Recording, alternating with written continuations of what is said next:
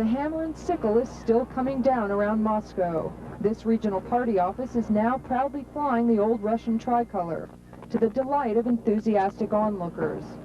People continue to gather to express long pent-up anger at the Communist Party. The people shouldn't be exterminated, but the memory of the Communist Party should be destroyed on the whole planet.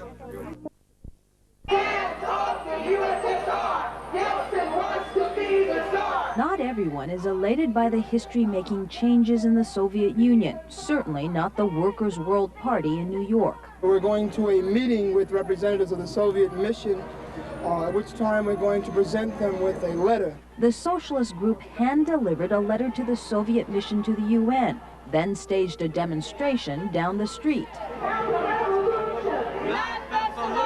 What's really happening in the Soviet Union is that the big corporations are going to get back in and exploit the Soviet workers if Yeltsin and Gorbachev have their way. Last week's failed coup that toppled communist hardliners was a boost to Soviet republics to declare independence.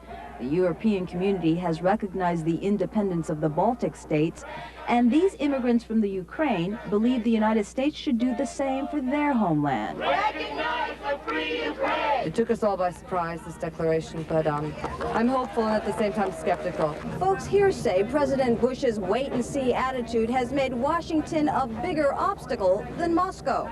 We have to address to Washington and ask Washington for help to change the political policy towards the Ukraine. Senator Alphonse D'Amato agrees, despite a threat from Gorbachev to quit if the Soviet Union is divided. If Mikhail Gorbachev thinks he's bigger than freedom, and he says if these republics continue to seek independence, why then I'm going to resign. Once again, I have to say to him, so long, we'll miss you, Mikhail. Separatist fervor continued to dominate the politics of the Soviet Union today as Mikhail Gorbachev intensified his calls for unity. Addressing another stormy session of the national legislature, Gorbachev told the lawmakers the breakup of the Soviet Union would be a catastrophe, and he threatened to resign as president if a new union treaty was not signed. But as he spoke, yet another republic threatened that unity by declaring its independence. That republic was Moldavia, which today changed its name to Moldova.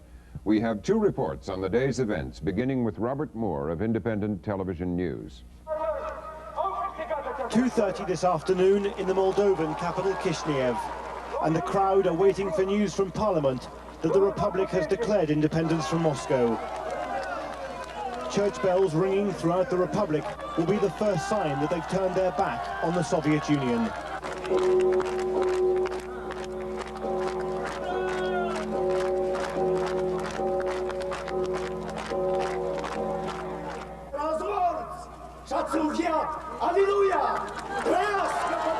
For the people of Moldova, it was a moment of euphoria. Their opening minutes of national independence.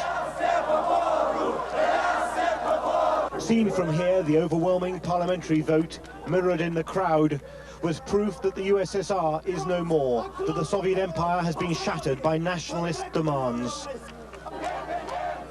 Almost no one in the former Soviet republics believes the country can now be held together. So great is the loss of confidence in Moscow. And in the parliament, an historic moment for a country that, like the Baltics, was carved into the Soviet Union by the wartime pact between Nazi Germany and Stalin's Russia. Moldova's president, Mircea Snega, told us this was the end of the Kremlin's empire in Europe. All that is left now, he said, is the empire in Central Asia. Outside, more evidence of what independence really means. The Red Army now replaced by a National Guard. Every republic is building up its own army. If on the streets outside there was an intoxicating sense of history, in Moldova's Communist Party headquarters there was a sense of utter defeat. We were taken inside the Central Committee and shown how every office is now sealed. Special investigators are now searching for documents. And if proof can be found of communist misrule or of corruption, then criminal charges will be brought. The papers were being piled up in sacks. With communism crushed, there's a mood for justice, a desire for retribution. The building was seized by nationalists on Friday evening. By today, the communists were a hounded group, unable even to meet each other in public. Despite the rain this evening, it did nothing to dampen the excitement. The Soviet republics have seized the opportunity of a generation, exploiting the political chaos in Moscow. Moldova today claimed its reward. No longer a Soviet republic, but an independent country. The Baltic states, long clamoring for their independence from the Soviet Union, were quick to recognize their moment in history has come. In the wake of the failed Soviet coup, Lithuania took control of its own borders and started issuing visas, while citizens of Lithuania lined up at the borders anxious to leave for other parts of Europe. Our government treated us as slaves, and in the West, the government treats you as a human being. Another key player in the coup has committed suicide. Nikolai Kruchina, a Central Party member, today apparently jumped to his death from his 7th-floor apartment window. One by one, Western nations are signing on to open diplomatic ties with the Baltic republics. The glaring absence on that list, of course, is the United States, and many people want to know why President Bush is holding out. Charles Bierbauer takes a look.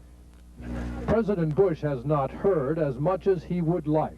Soviet President Gorbachev is talking about independence for those republics which want to leave the Soviet Union. But Gorbachev has not yet set the 3 Baltic states free. I think we've already stated our conviction that not only will they be free, but they'll be independent.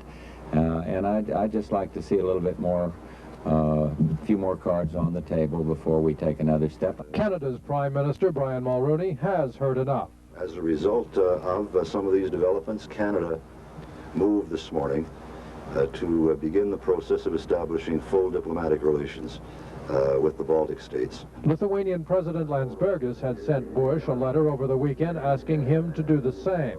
I want to know a little more about controlling one's own territory and what you're recognizing. I mean, there's some difficulties there.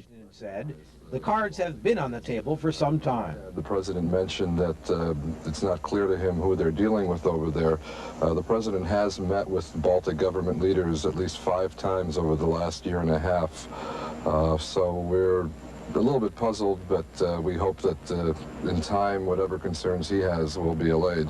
While President Bush did not immediately jump on the diplomatic bandwagon to recognize the Baltic states, the consensus is he soon will. And if events continue as they have in the Soviet Union, they'll soon need more space for national flags here at the United Nations. But the poet could have a nice revival in the Soviet Union to go by last week's astonishing sequence of events. Of all the astonishments, clearly the most moving was the immediate response of the Soviet people to the coup. They simply wouldn't buy it. They massed in protest.